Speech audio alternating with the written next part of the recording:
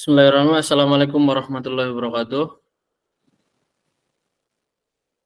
Alhamdulillah, alhamdulillahilladzi hadana li hada wa ma kunna linahtadiya hadanallah. Asyhadu an la ilaha illallah wa asyhadu anna Muhammadar Rasulullah. Rabbi sholli sadri wa yassir li amri wa hlul 'uqdatam min lisani yafqahu qawli. Ba'du, yang saya hormati dan saya muliakan Ustadz Habib Ghazali, Ustadz Dr. Habib Ghazali. Yang saya hormati Bapak-bapak pengurus MPD PPMTI Cilacap dan yang saya muliakan hadirin sekalian. Alhamdulillah, tak terasa kita sudah mau masuki bulan Ramadan. Semoga nanti di bulan Ramadan kita bisa menjalankan ibadah-ibadah di bulan Ramadan dengan baik dan juga penuh semangat. Alhamdulillah, pada kesempatan hari ini kita bisa berjumpa kembali. Salat dan salam selalu tercurah limpahkan kepada Nabi Allah Muhammad Sallallahu Alaihi Wasallam, karena dengan perantara beliau kita bisa menikmati nikmatnya Islam, nikmatnya keimanan. Untuk pertemuan kali ini kita akan membahas tentang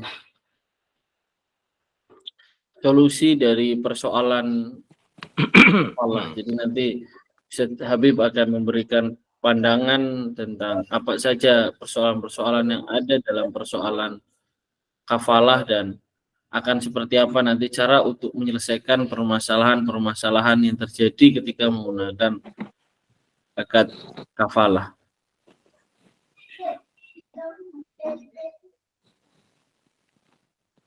Untuk selanjutnya silahkan Bapak Ustadz Habib Ghazali. Tapi sebelum itu Bapak Ibu yang bulan kemarin tidak sempat ikut kajiannya nanti bisa disaksikan di YouTube channelnya MPD PPMTI Cilacap.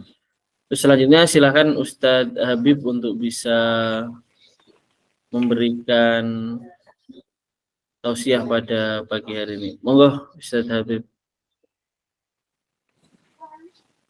Terima kasih.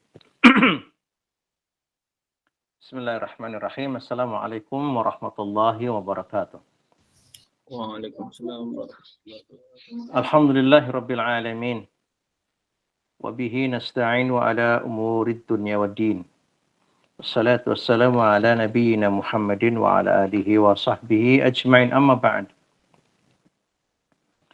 Segenap pengurus MPD PPMTI Cilacap, segenap Dewan Pengawas Syariah, Direktur dan juga pengurus KSPPS, hadirin hadirat yang bergabung di acara ini, syukur alhamdulillah putaran yang kesekian kalinya kita bisa melanjutkan acara FGD kita.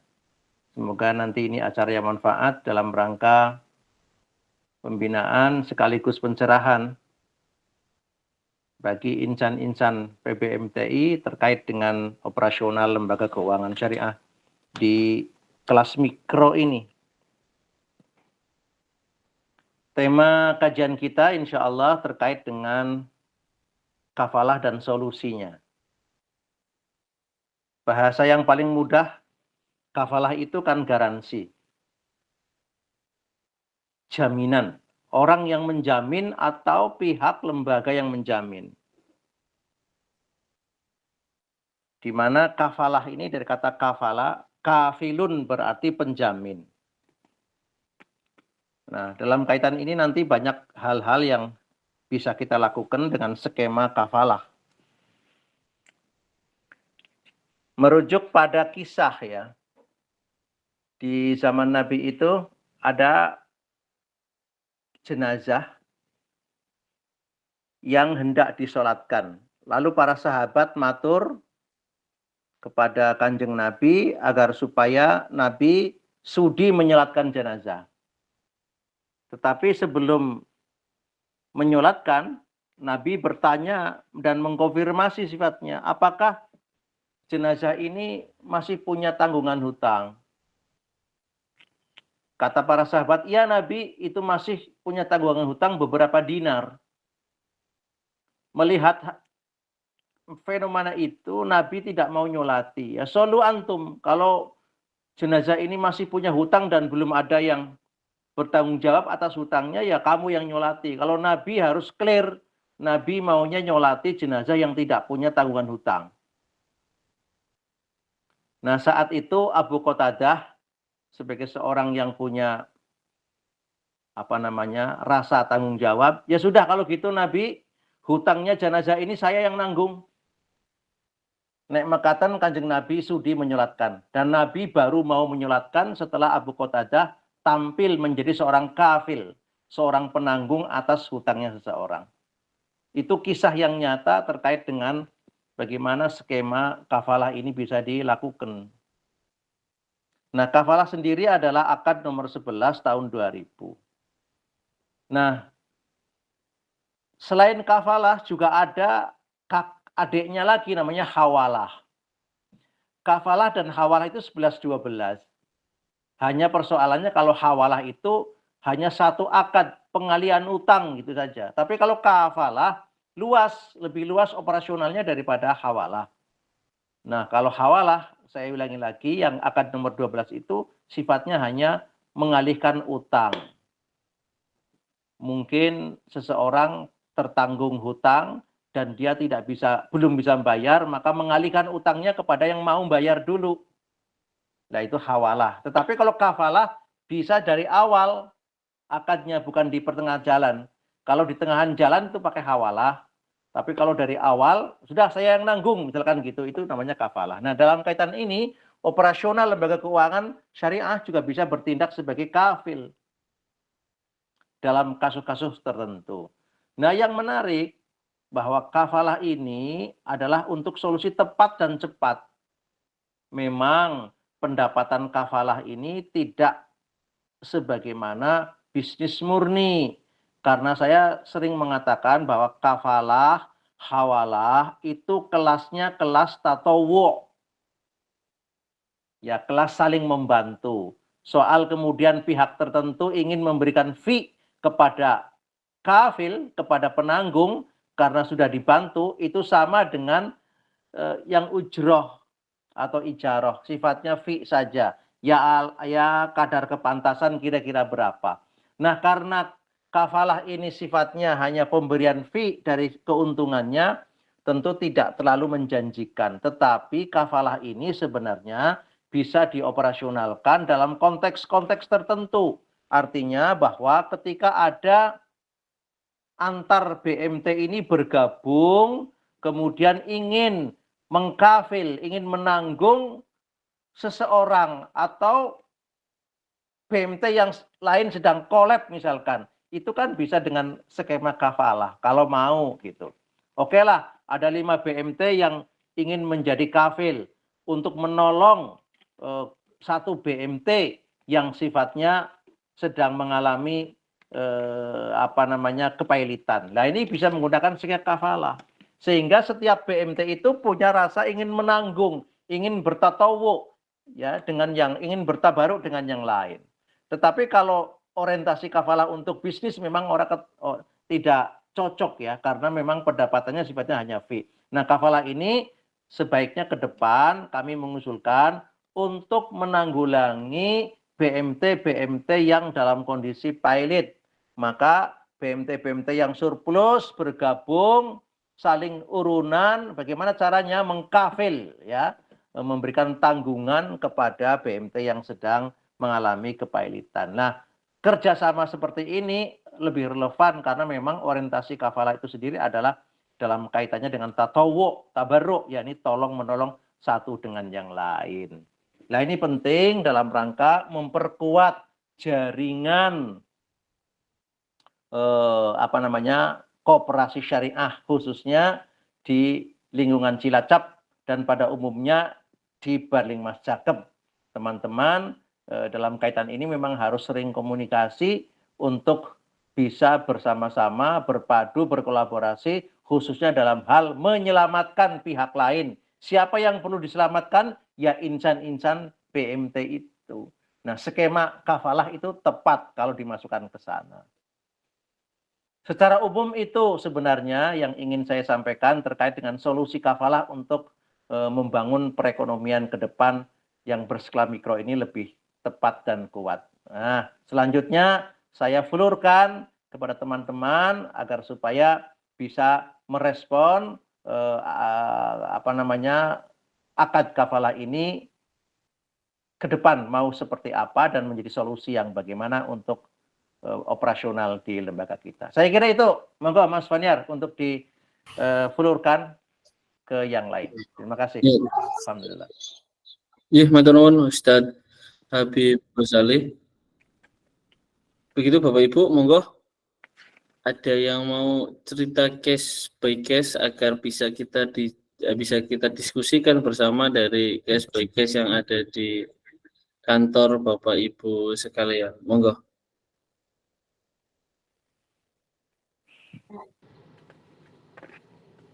Assalamualaikum. Waalaikumsalam warahmatullahi. Iya. Monggo Pak Sigit. Ini kalau langsung saja ya, ini terima kasih Ustaz Habib ya semuanya. Kalau hubungannya dengan misalnya yang menggantikan itu ahli warisnya, itu termasuk kafalah apa bukan? Itu yang pertama. Misalnya dialihkan sama anaknya lah sebagai ahli waris. Gitu ya. Ya. Yang pertama. Yang kedua, lebih utama mana antara menjadi kafil penanggung dengan yang wa in kana dzungusratin fanadiratun ila maisarah ya dan seterusnya. Ya. Yang terakhirnya wa antasodaku khairul lakum gitu ya. Jika mengikhlaskan itu lebih bagus. Nah itu lebih utama mana? Ya. Sementara itu dulu. Ya. Terima kasih Ustaz. Okay.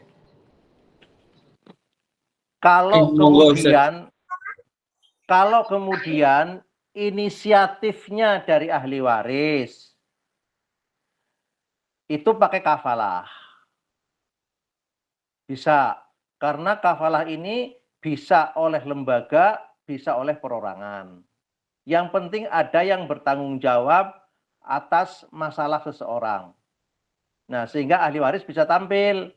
Sayalah kafilnya.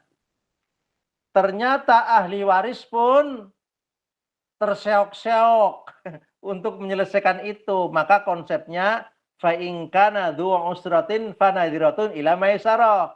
Ya sudah, saya kira ini ahli waris sebagai kafil mau lancar, terseok-seok juga. Ya, itu terpaksa dzu usratin, kesulitan ya dikasih maisarah. Ya sudah dikasih keluangan. Tetap itu menggunakan.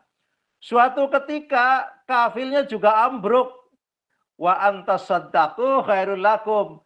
Dipikir-pikir 50 juta eman-eman. Cari kafil lain yang lain lagi, mau ada lagi begitu. Kalau cuma 5 juta ya clear lah di pemutihan. 50 juta kan eman-eman. Ya barangkali ada kafil lagi yang bisa membantu. Karena sifatnya kafil itu kan untuk memperlancar. Kafil itu untuk memperlancar piutang sebenarnya. Kasusnya itu. Seperti Abu Qatadah untuk memperlancar piutangnya almarhum. Diperlancar oleh Abu Qatadah. Gitu. Jadi kalau inisiatifnya dari orang lain namanya kafil. Pakai kafalah. Tetapi kalau kemudian ada pengalihan hutang, itu pakai hawalah. Gitu. Begitu saja. Itu memang 11-12 itu memang. Begitu Pak Sekin. Terima kasih. Terima kasih. Pak Habib dan Mas Sekin. Ada lagi Mas Sekin atau sudah cukup? Yang lain dulu. Oh, inji. Monggo. Bapak yang lain. Ya memang kafalah itu memang tidak tidak menjanjikan ya, sifatnya hanya fee saja. Keuntungan fee. Tetapi ketika BMT memang punya dana kafil, dia punya dana kafalah ya tidak masalah. Itu luar biasa tolong menolongnya. Maka tadi saya usulkan antar BMT harusnya memang menyediakan dana-dana khusus untuk mengkafil pihak lain yang memang perlu dibantu. Jadi tingkat tabarruknya, ta'awunnya tinggi gitu. Untuk sebagai solusi masalah gitu. apakah di BMT masalahnya sendiri atau di perorangan. Misalkan ada seseorang yang memang perlu ditanggung, tetapi dananya besar, ya gabungan antar BMT. Nah, nanti arahnya seperti apa, begitu. Oke, monggo Ustadz Syam.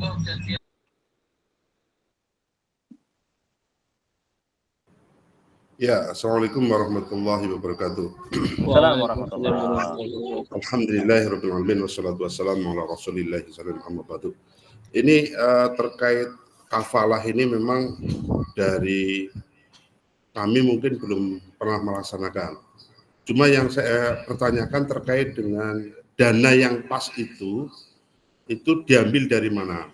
Misalnya kan kalau kita kan menghimpun dana dengan simpanan mudharabah, simpanan sajadah, dan otomatis kan ada bagi hasilnya.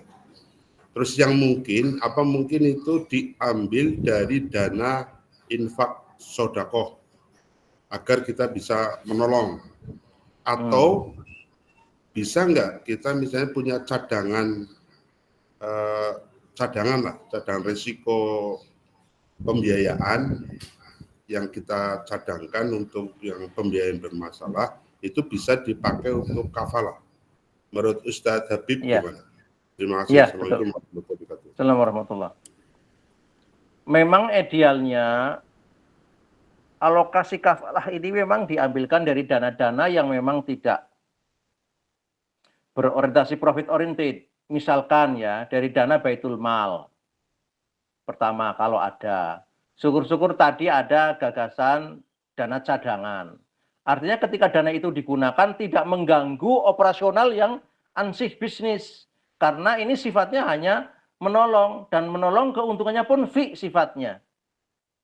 Nah itu memang idealnya begitu. Maka tadi saya mengusulkan, kalau ada BMT-BMT yang memang mengalokasikan dana khusus untuk dana cadangan, dana petolong menolong, itu manis sekali dalam konteks mengamalkan dana kafalah. Lah kalau kemudian asetnya aset bisnis murni dikafalahkan, nanti tentu akan mengganggu stabilitas pendapatan. Maka memang idealnya untuk bisa melaksanakan akad-akad yang sifatnya tabarruk atau ta'awun memang harus ada pencanangan dana. Kalaupun satu BMT belum bisa mencanangkan dana, gabungan antar BMT. Syukur-syukur digabung-gabung, misalkan Khonsa punya 20 juta, nanti Ustadz Nuruddin punya 20 juta, mana lagi digabung ternyata ada 200 juta, itu bisa untuk kafalah, untuk membackup pihak-pihak yang memang perlu di backup. Tetap ada pemasukan meskipun tidak sebesar nisbah atau margin, karena sifatnya itu adalah tabarruk atau ta'awun. Begitu, Pak Syam.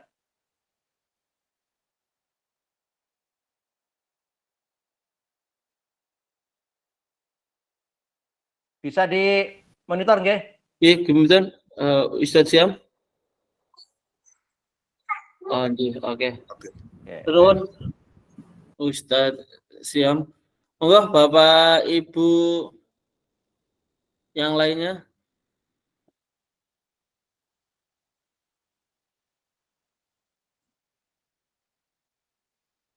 Monggo. Nih, alhamdulillah yang bergabung sudah 55 ya. Alhamdulillah. Ini memang gagasan yang perlu kita terus suarakan supaya kita punya nilai tinggi dalam mengamalkan ta'awun ya. Mohon. Ya memang ini lebih baik memang harus dikerjakan antar BMT ya. Tidak bisa satu BMT. Ustadz Nuruddin.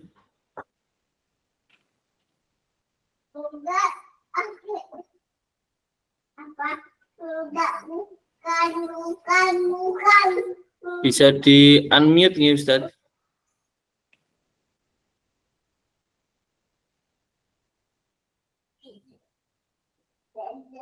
Halo Ustadz Nuruddin.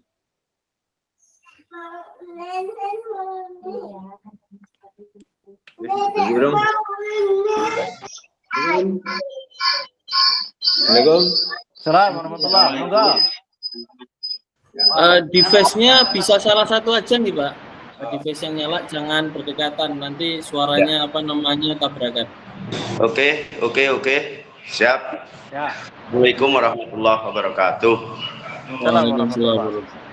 Saya pikir untuk semua BMT terjadi kasus yang sama manakala terjadinya suatu pembiayaan macet di mana-mana bisa terjadi, bisa itu karena kolab yang pembiayaan atau BMT sendiri termasuk di dalamnya itu banyak sekali NPL-nya yang begitu terlalu tinggi karena hal-hal yang semacam ini.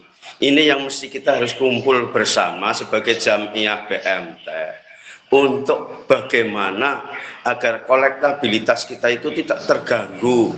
Mungkin ada jaminan-jaminan setiap bulan atau setiap tahun atau bagaimana ada uang yang tangawun disisihkan dari BMT kita untuk bertangawun berapalah jumlahnya agar supaya di masing-masing BMT yang sangat-sangat butuh sekali untuk ditanting. Ini kehebatannya BMT kan di situ.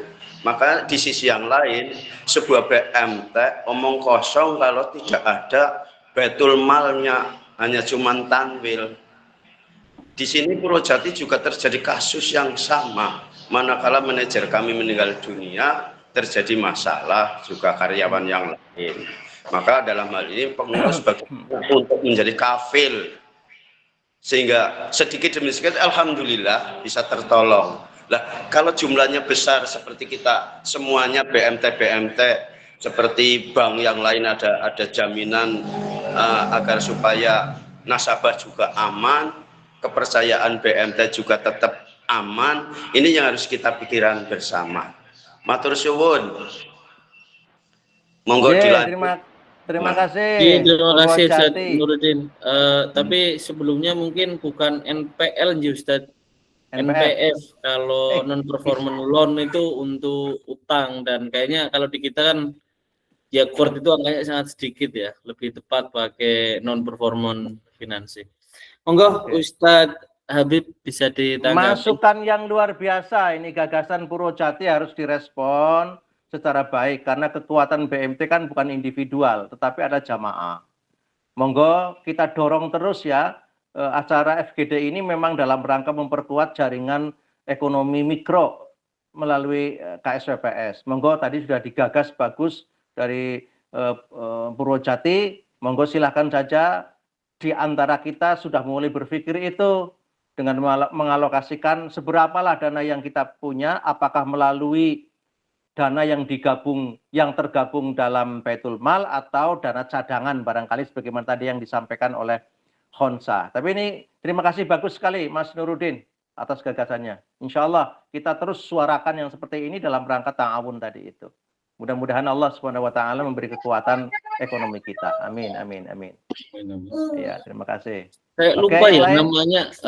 Mungkin Ustadz Syam nanti bisa ceritakan. Jadi kalau tidak salah di PBMTI itu juga ada Ventura. Ya, jadi internal bank insurance gitu ya. Ventura kalau nggak salah Pak ya. Iya, BMT Ventura itu ada, tapi nggak tahu sekarang nasibnya. Tapi nggak tahu itu pencanaannya. Memang pada tingkat kesadarannya berat, gagasannya tinggi, tapi tingkat kesadaran berat juga. Oke. Monggo yang lain barangkali di luar ini juga boleh, nggak masalah. Silakan Bapak Ibu, selain dalam persoalan kafalah, dalam persoalan lain juga tidak ada masalah. Monggo Ustadz Sudomo Salim. Silakan Bapak. Assalamualaikum warahmatullahi wabarakatuh. Perkenalkan dari BMT mana nih? Dari BMT Khonsa. Khonsa. Yang di mana? Yang di mana? Yang di Cilacap ini Tad. Nah itu orangnya tuh. Ya oke. Biar pada ngerti. Ya ini tadi mau tanya, ini terkait pembiayaan, itu kan ada ya di BMT Khonsa itu pembiayaan murabahah begitu. Ya. Waktu itu kan pembelian sawah begitu kan, Nah, sudah diputuskan berjalan selama 4 tahun seperti itu. Nah, pas di tengah jalan, ini anggota ini agak menyerah begitu, Tat. Angsurannya agak keberatan seperti itu. Nah, akhirnya minta direndahkan angsurannya. Nah, terus pertanyaannya ini kan akadnya akad murabahah, nggih. Lah, berarti kan sudah ditentukan untuk marginnya, untuk total harga jualnya seperti itu. Nah, sementara dari anggota menginginkan angsuran yang lebih rendah seperti itu. Nah, solusinya ini apakah diganti akadnya gitu, atau hanya meneruskan angsurannya saja, berarti dengan apa namanya margin tetap seperti yang ditentukan di awal seperti itu kan, atau ada solusi yang lebih baik terkait dengan kemampuan anggota yang memang sudah tidak sanggup untuk kesepakatan awal seperti itu Ya. Tad. Oke. Paling itu pertanyaannya. Assalamualaikum warahmatullahi wabarakatuh. Warahmatullah. Waalaikumsalam warahmatullahi wabarakatuh. Matur nuwun Ustadz Musudomo Salim. Monggo Ustadz Habib Ghazali. Jadi kalau ganti akad dari murabahah ke akad ijarah atau murabahah ke akad musyarakah tidak bisa. Yang ada rescheduling, artinya memperpanjang, memperbaharui akad yang tadinya cicilannya 2 tahun jadi 4 tahun misalkan. Itu kan secara otomatis akan menurunkan volume cicilan angsuran. Paling-paling itu. Yang kedua, kemungkinan di margin juga bisa disepakati lagi. Margin awal mandan gede, margin yang kedua lebih kecil. Itu kemungkinan dibahas lagi karena margin itu kan sifatnya kan keuntungan. Keuntungan itu kan keuntungan kan bisa berubah. Ya sudahlah, keuntungan saya tidak segini tapi segini saja. Yang penting uang pokoknya kembali. Dengan cara apa? Dengan cara diperpanjang. Jadi sifatnya memperbarui akad. Namanya rescheduling. Itu bisa saja. Sehingga nanti diharapkan anggota atau nasabah lebih ringan. Sing biasanya cicilannya 2 juta, sekarang cicilannya mung 700.000 misalkan. Tapi diperpanjang waktunya. Begitu. Begitu, Ustaz? Iya, Ustaz.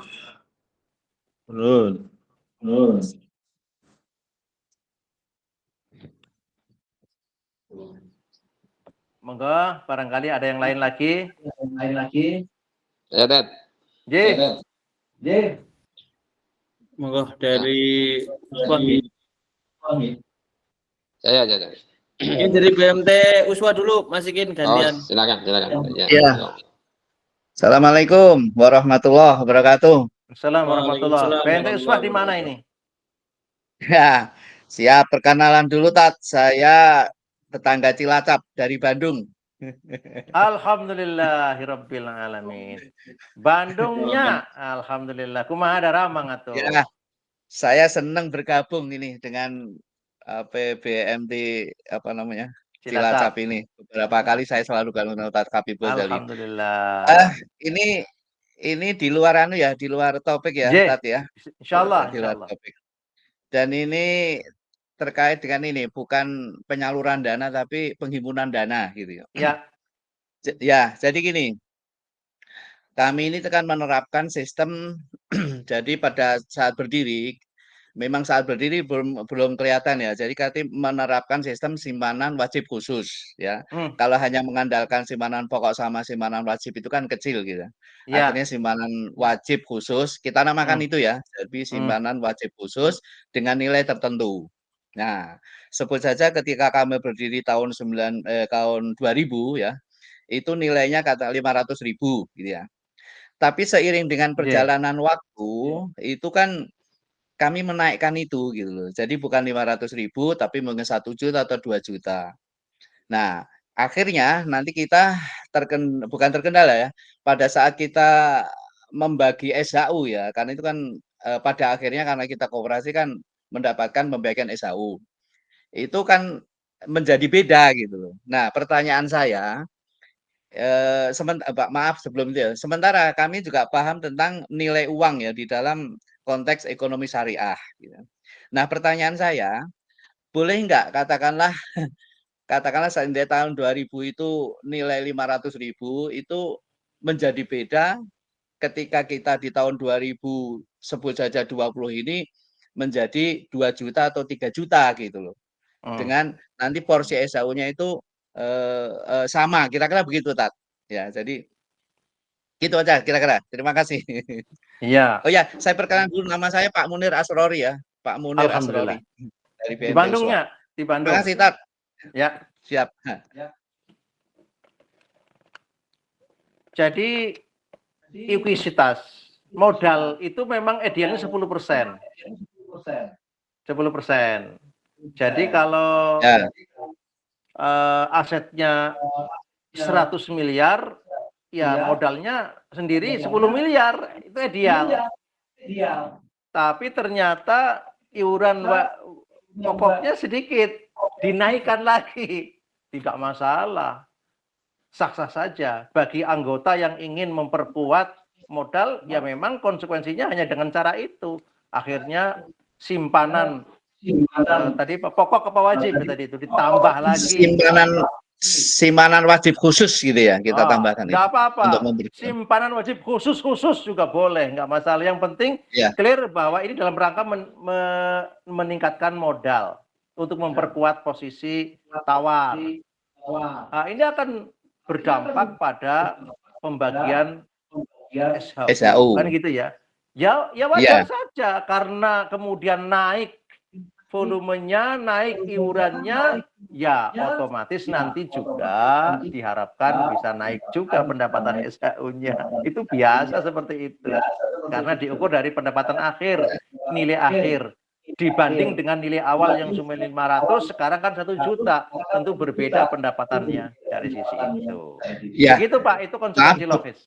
Ya, maaf saya tambahkan ya Tat ya. Jadi maksudnya gini, kalau tadi tahun 2000 itu kan nilainya 500.000 simpanan pokok, simpanan wajib khusus. Nah, sekarang kita lipatkan menjadi sebut saja 2.500.000. Nah, artinya yang nilai 500.000 pada saat tahun 2000 itu sama dengan 2,5 juta di 2020. Nah, itu boleh enggak gitu? Nah, itu ya boleh, enggak masalah. Ya? Boleh. Kayak model saham itu loh Tat. Jadi iya, memang saham itu, saham BMT namanya. Memang saham namanya. Boleh dengan istilah saham juga gitu ya. Ya, hanya kalau saham kan tidak sesuai dengan regulasi. Regulasinya adalah iuran pokok gitu. Tapi intinya saham, Pak. Intinya saham itu. Begitu. Oke, siap. Nuhun informasinya.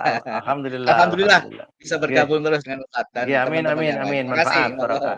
Amin. Warahmatullah. Hatur nuhun pisan Pak atos ngiring ngariung mohon di PBMTI Kabupaten Cilacap. Mangga salajengna masikin, monggo masikin. Terima kasih tadi Wilujeng Sumping ya. Saya lanjutkan tadi saya kalau menanggapi pertama dari yang ini yang Purwojati dari Pak Nurudin ya. Itu kalau itu memang bagus, cuman kalau misalnya kasusnya karena fraud apa juga harus ditanggung oleh teman-teman BMTN misalnya gitu loh. Ini kan kalau biar tadi macet dan sebagainya ya mungkin, tapi kalau misalnya fraud oleh karyawan apa sebagainya itu kan masa ditanggung oleh BMT yang lain kan begitu ya, nggak fair kelihatannya gitu. Kemudian yang kedua ini Pak Domo ini itu kan Pak Domo diperpanjang jadi misalnya 4 tahun jadi 5 tahun. Kalau misalnya diperpendek misalnya gini, ada anggota punya pembiayaan 200 juta jangka waktu 4 tahun, kemudian ternyata dia dapat misalnya THR, kemudian dia titip 50 juta, kemudian kepengen ini saya bayar 50 juta gitu, tapi marginnya dikurangi, nah gitu misalnya. Maksudnya karena dia mempercepat gitu. Ya. Apa boleh dalam murabahah dalam perjalanan seperti itu juga boleh. Maksudnya mengurangi dari margin atau harga jual awal, kemudian karena dia dipercepat tapi belum selesai. Gitu. Ya, boleh enggak? Gitu. Terima kasih, Nat. Iya, ya. Ini yang sering saya tanyakan kepada manajemen, bisa nggak aturannya itu misalkan antara pokok dan margin dipisah atau pokok dan margin disatukan. Itu kan dulu pernah jadi perdebatan. Ya nggak bisa, ya bisa. Nah ini yang perlu saya clear dulu. Pada intinya keuntungan itu bisa berubah-ubah. Karena itu kebijakan. Yang tidak bisa berubah itu pokoknya. Ini 10 juta ya harus kembali 10 juta. Soal keuntungannya 2 juta, 3 juta, 4 juta. Berubah-ubah itu kebijakan internal sebenarnya. Jadi dalam rescheduling memperpanjang atau memperpendek sah-sah saja. Gitu. Yang penting dua belah pihak setuju. Gitu. Intinya itu. Khusus untuk margin boleh kita nego lagi. Percepat ya, tapi marginnya aja gede-gede. Ya, itu boleh, tapi tertulis tetap gitu loh. Jangan awangan nanti kelalen gitu. Fak tubuh jadi harus tercatat. Seperti itu Pak Nasikin. Terus yang tadi, kalau kasusnya fraud, ya punishment, bukan reward. Jadi BMT yang kena fraud, ya tentu beda kebijakannya dengan BMT yang memang perlu ditanggung bersama. Ini melasilah. Toh bukan fraud kasusnya mungkin karena apa. Itu pentingnya kafil di situ dengan skema kafalah. Begitu. Oke, terima kasih masukannya. Alhamdulillah. Nggih, matur nuwun. Masikin. Monggo Ustaz. Oh, Sabidi. Nggih, matur nuwun. Nggih, matur nuwun Ustaz. Ikut. Saya kembali ke tentang kafalah Ustaz ya. Jadi kita baca dalam fatwa DSN MUI yang nomor 11 itu, dalam kafalah, akad kafalah ini kan penjamin dapat menerima imbalan fee sepanjang tidak memberatkan. Nah, ini artinya kalau sepanjang tidak memberatkan itu kan antara dua pihak artinya ada negosiasi, kesepakatan fee-nya kan gitu. Biar saling memberatkan.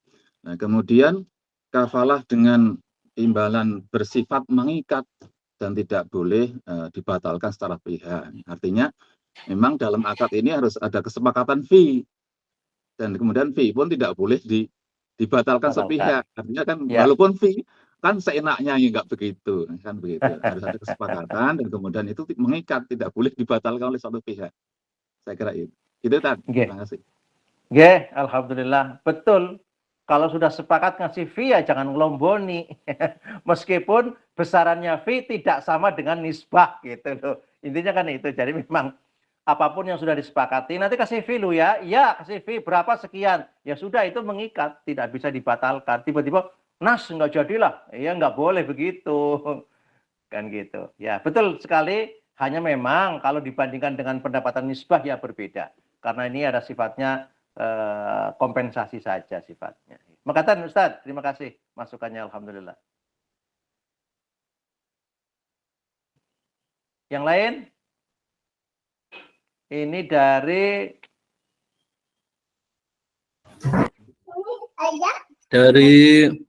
Sumber Rezeki monggo.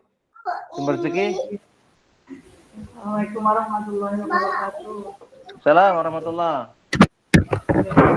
Saya Ustaz mau tanya yang menyambung tadi Pak Domo ya Pak Ustaz, yang terkait pembiayaan murabahah yang masih berjalan, terus anggota minta diturunkan terkait angsurannya ya Pak.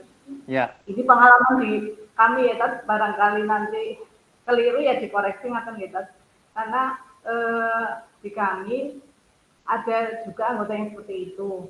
Tapi penerapan di kami memang selagi belum jatuh tempo, memang kita bolehkan untuk kurang angsurannya. Tetapi itu masih pakai akad yang sama kan. Tapi manakala nanti kok di akhir jatuh tempo kita perhitungkan keseluruhannya karena acuan kami karena ini pembiayaan murabahah yang notabene-nya keuntungan sudah ditentukan di awal nih bareng ya. Jadinya pas pada akhir pembiayaan harus diselesaikan semuanya, kekurangan antara mungkin kayak marginnya belum full, terus pokoknya belum full seperti itu. Itu boleh apa tidak, karena di kami melakukannya seperti itu, bukan kita resiko Juli tapi kita jalankan akad yang sesuai itu nih. Matur nuwun seperti itu saja. Nggih, matur nuwun. Waalaikumsalam warahmatullahi wabarakatuh. Nggih, matur nuwun Ibu. Monggo Ustaz Habib, jadi bisa nggak yang seperti itu dilakukan? Kalau bisa pasti bisa ya, tapi boleh atau tidak boleh gitu Mas. Justru luwesnya dalam akad murabahah itu ada rescheduling. Itu luwes. Karena akad yang awal terlalu berat sehingga diluweskan dengan rescheduling. Ya sudah, dibuat lebih lemes lagi, diperpanjang lagi, termasuk dibicarakan lagi marginnya. Itu. Nah, kalau tadi kepengin kaku sebagaimana yang tadi sampaikan, ya sah-sah saja untuk perjanjian. Tetapi fatwa memberikan sikap lebih luas lagi. Udahlah, kalau memang nasabahnya kasihan, keberatan, marginnya kegedean, ya di resiko juling. Tidak harus menunggu jatuh tempo. Di tengah jalan bisa saja dilakukan. Semua itu kan karena kebijakan BMT. Ya sudahlah, ini melasi banget ini nasabahnya, kita atur lagi ya, tapi dengan akad yang sama, tidak berubah. Sehingga mungkin akad pertama marginnya gede banget, kemudian sudah kami dari BMT mengurangi margin sajalah. Yang semula setara dengan 4 juta, sekarang setara dengan 2 juta. Tentu itu berpengaruh terhadap cicilan. Di samping itu juga untuk pengembalian jatuh temponya diperpanjang dari 2 tahun menjadi 4 tahun. Itu juga akan mempengaruhi terhadap besar kecilnya cicilan. Itu dalam rangka apa? Dalam rangka memberi keleluasan dan keluasan kepada para nasabah yang mungkin dirasakan megap-megap karena tadi itu terlalu besar. Begitu, Bu, boleh dilakukan. Tapi kalau mau kekeh dengan yang pertama ya boleh-boleh saja, tidak masalah. Itu juga perjanjian. Hanya ada memang tawaran lebih luas lagi, namanya rescheduling. Gitu, Bu. Nun sewu, nggih, atur suwun. Nun sewu mau tanya lagi terkait itu nantinya yang marginnya ditentukan, berarti sisa pokok ya Pak, margin dari ya sisa pokok dan besaran margin bisa dibicarakan lagi. Kalau sisa pokok yang enggak, itu memang aslinya, yang marginnya dibicarakan lagi. Termasuk panjangnya waktu. Dari margin sama waktu ininya ya, waktu di angsuran. Nggih. Matur suwun, Pak. Nggih, alhamdulillah. Ibu Yuni, silahkan, dari mana ini? Monggo Ibu Yuni. Monggo Ibu, bisa on mic. Oke. Makasih Tad. Dari BES Tad, nggih. BES. Alah, ketuanya toh. Ini menekankan tadi pertanyaan teman-teman terkait yang perpanjangan tadi Tad. Ya. Mungkin yang harus diperhatikan kita itu peruntukannya dulu gitu Tad, nggih. Apakah barang konsumtif, produktif atau investasi. Nyun sewu kalau tadi contohnya Pak Domo kan beli sawah ya Tad, beli tanah gitu. Kalau misalnya jatuh tempo kok kita kemudian memberi reschedule jadi diperpanjang atau diringankan, ya mohon maaf sepertinya kan lembaga yang dirugikan nggih. Nanti bisa jadi modus orang ya beli tanah dimacetin aja nggak apa-apa gitu. Atau dijual lagi malah dia lebih untung kayak gitu.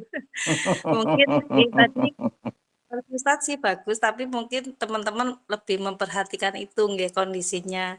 Jadi kalau satu tanah beli sawah nggak mampu ya jual aja gitu kan, artinya kita ada sepakat begitu, barangkali malah BMT ya untung, anggota juga bisa untung gitu. Tapi kalau diperpanjang kan anggota untung, kita yang rugi banyak kayak gitu karena diperpanjang.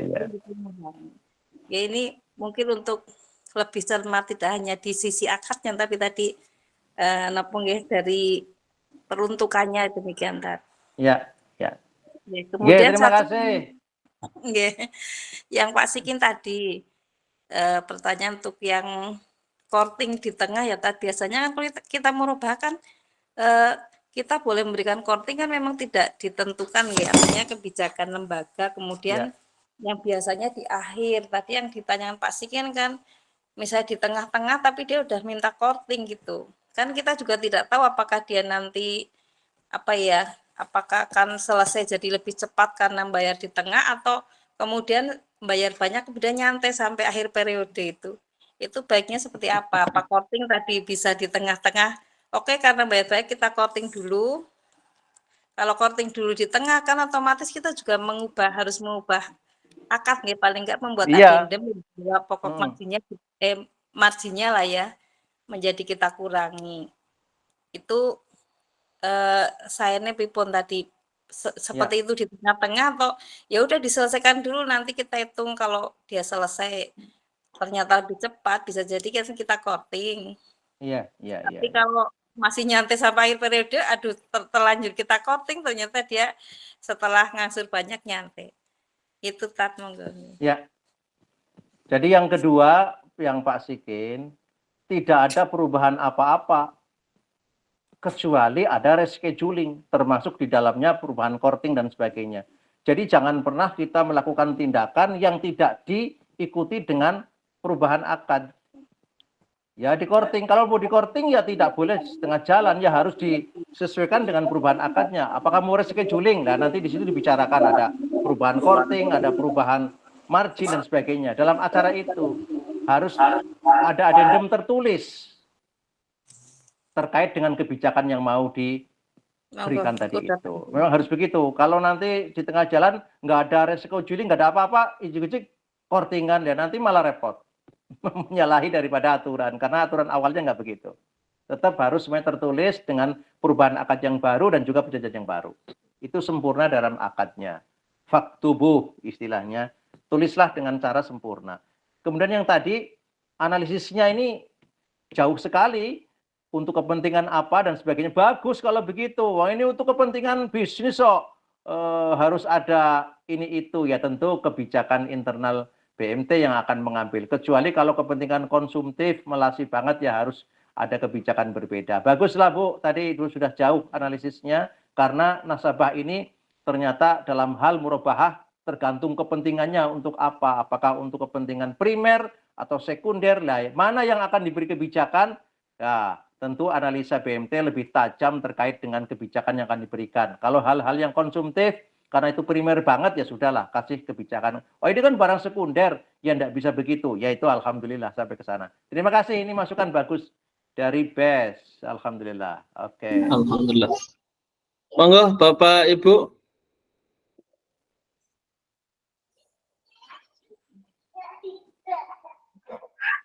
Ini Pak Maskur sudah bergabung belum ya?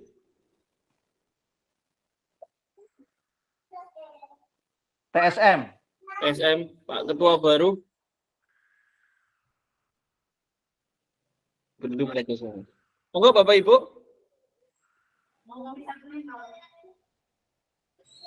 Ya Bapak Ibu, kalau memang sudah tidak ada yang mau didiskusikan kembali, mungkin kita cukupkan untuk diskusi pada hari ini. Masih ada Bapak Ibu? Sudah cukup nih? Insya Allah kita akan bertemu di bulan depan pada bulan Ramadan, dan nanti Bapak Ibu yang tadi masuknya terlambat dan ingin menyaksikan secara full bisa disaksikan nanti di YouTube channel MPD PBMTI Cilacap. Mohon Ustadz Habib, barangkali ada closing statement-nya.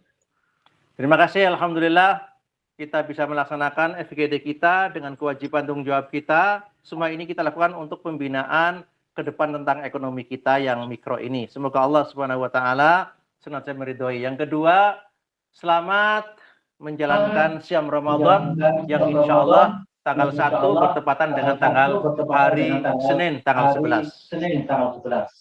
Insya Allah kita berpuasa tahun ini kelihatannya 30 hari. Ya, itulah keputusan yang sudah kita yakini. Terima kasih atas perhatiannya. Assalamualaikum warahmatullahi wabarakatuh. Waalaikumsalam warahmatullahi wabarakatuh.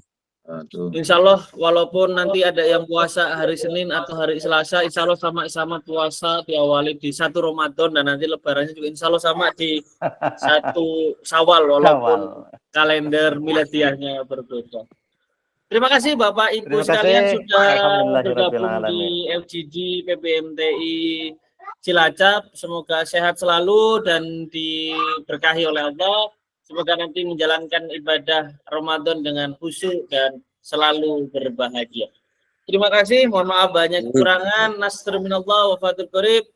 Wa basyiril mu'minin. Wassalamualaikum warahmatullahi wabarakatuh. Assalamualaikum warahmatullahi wabarakatuh. Terima kasih.